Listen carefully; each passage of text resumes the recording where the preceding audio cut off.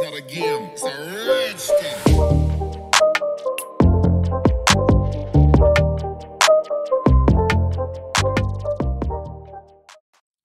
Hey y'all, welcome back to my channel. It's your girl BinkiBianca with some more blog talk. And today we're going to be talking about Tasha K. So if you don't know, Cardi B actually sued Tasha K for defamation of character, and Cardi B won that case. And so Tasha has now been found liable of all 6 counts, I believe, were in there. And she has to pay Cardi B $3.8 million in damages. So Tasha K decided to go onto her channel and make a statement about the case. She said it'll be her one and only statement. So I was definitely interested to see what she was going to say, because it is a pretty monumental case. This is going to change a lot of things when it comes to bloggers, when it comes to YouTube. And so I definitely was interested to hear where she was going to go with that. So when she came on and I saw that she had a written statement, I definitely thought that was smart, because, you know, it would help her not to ramble or get off topic. And it would also kind of serve as a protection for her, because if it's written, other people can review it, they can approve it, they can protect her from herself and, you know, maybe saying things that could harm her in the future. So I thought that was smart, you know, to just keep her on track. But let me tell you, that's where the thinking this was smart ended for me, because I don't know what the hell that was. I don't know who's on Tasha's team. I don't know where she gets these people. I don't know who wrote that statement, and I don't know who approved it. But that was the wackiest thing I've ever seen in my life. Now, knowing how she runs her platform, I knew that she wasn't going to come, you know, hat in hand and be completely humbled or anything like that. I didn't expect she was going to apologize or anything. But what I did think was that maybe she would just say, listen, you win some, you lose some, you know, whatever. I'm figuring it out. I'm appealing it. Until then, you know, business as usual. That's pretty much what I thought the gist of her statement was going to be.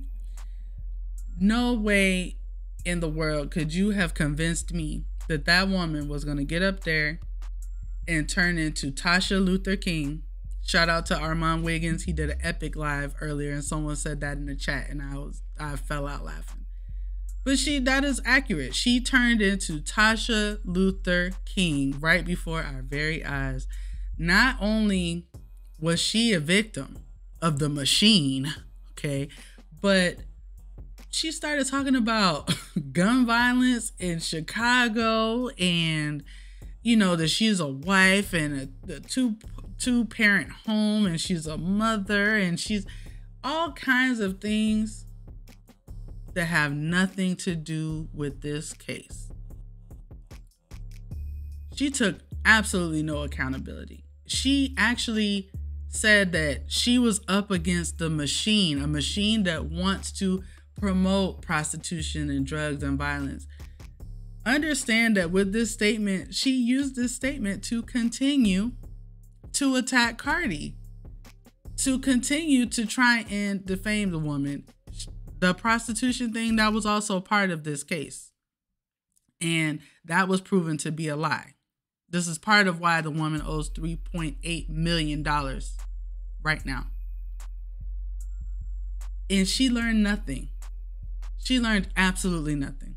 She literally came on here and used a Nicki Minaj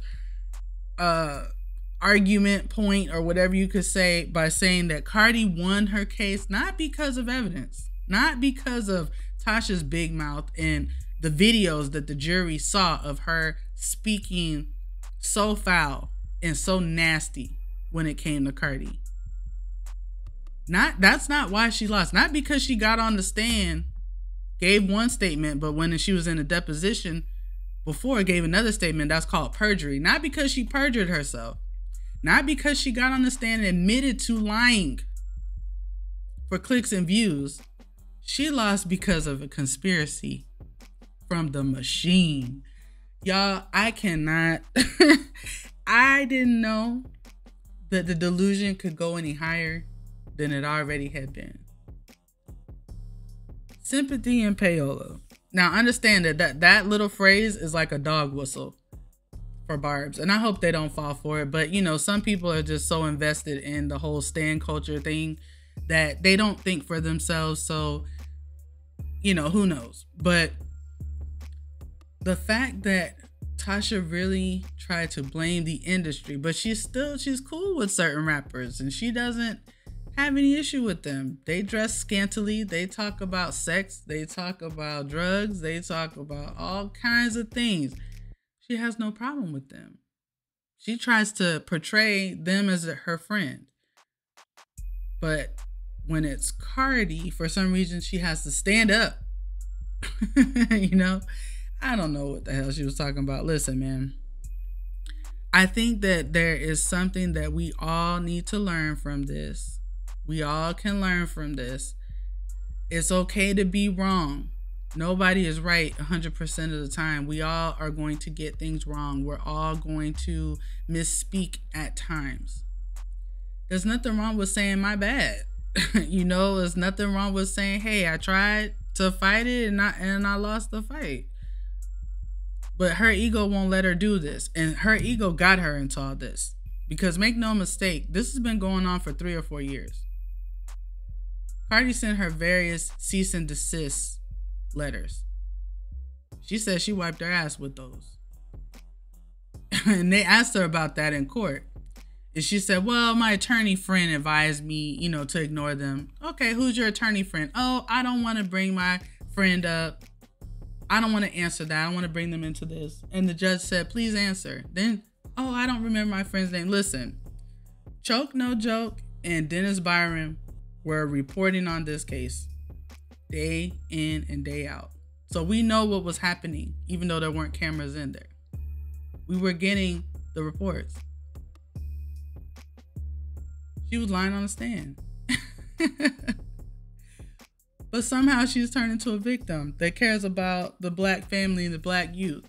And another caller on Armand's live named Eva, you know, she made a good point. And she said, you know, she's talking about being concerned about the youth, this, that, and the third. But what does her image portray? She's a wino. That's what she calls her subscription base, her subscribers. They're winos. Like, that's not positive. That's not for the youth. That's not for the kids. Matter of fact, let's see if we can figure out what is a wino. Let me ask Google real quick. What is a wino? Here's the definition of wino. Informal. A person who drinks excessive amounts of cheap wine or other alcohol, especially one who is homeless. Ooh, not especially one that is homeless. Google, you reading tonight, okay? But yeah, that's not a positive image for our kids. So girl, stop. I've never seen that before. Now people keep throwing this word narcissist around. I don't know a lot about that. So I don't know if she's one or not. But I know what gaslighting is. And I know she for sure was doing that. And I think a lot of people had sympathy for her a little bit, because even though people knew she was nasty, she was mean, she was a liar, she did all the things, you know, that got her in this position, there is a human side to us that doesn't want to see someone lose things that they worked hard for. You know, we're content creators. It's not easy to create content and things that make people interested to hear what you have to say. And she did that. So yeah, she built it on Cardi's back, a lot of it, but she built it. So I think a lot of people were going to just be satisfied with her taking the videos down and moving on. And you know what? She did that today. She actually took the videos down, and she said in her statement that that was a good faith move to show the court that she, that she respects them, right? And their decision about this case. But clearly she doesn't respect them if she just got her behind up here and just said that Cardi only won for sympathy and payola.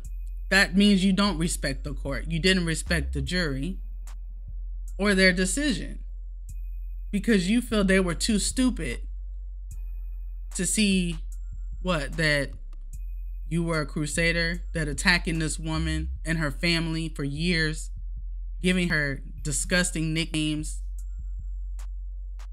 that you were on some kind of holy mission. You feel like they were in the wrong for that, and they sympathize with her, and that Cardi may have paid them off somehow, because you know payola is about paying out, right? Girl, stop. I think that now, after this statement, I think a lot of people are now calling for her channel. A lot of people that were trying to have sympathy for her, for Tasha, are now calling for that channel to be snatched, you know? And I think that a lot of us just thought, well, hell, you know, how would she pay Cardi if she's not able to make content and make money? I mean, she just hit 1 million subscribers, and, you know, that's a huge deal, especially in the gossip sector. So, or the black gossip sector. So, hey, let her keep the channel. Let her, you know, get her wages garnished and that money go to Cardi. At least she could pay some of the money back. Cardi don't need the money, but she owes it. So, hey. But now, after this disgusting display, a lot of people want that channel gone. And Tasha can't blame anyone but herself for that. People are saying mute Tasha K. People are tagging YouTube in this. And understand, man, Cardi has power. You know, she's done several video premieres on YouTube. She was the first one to do that I know of, with the WAP video. Broke all kinds of records. I'm pretty sure now that she has a federal win against Tasha for the lies and the things that she said about her, she can definitely have a talk with YouTube now about changing some things. And it kind of sucks for the rest of us, because if you know anything about YouTube, when they correct something, they overcorrect. Like, they don't correct in a way that makes sense. They overcorrect. And so it's about to become real crazy. And you can thank Tasha K in this live and this statement that she did tonight for that. Let me know what y'all think. Did y'all see Tasha's statement about this case? Let me know what you think below, and I'll talk to y'all soon.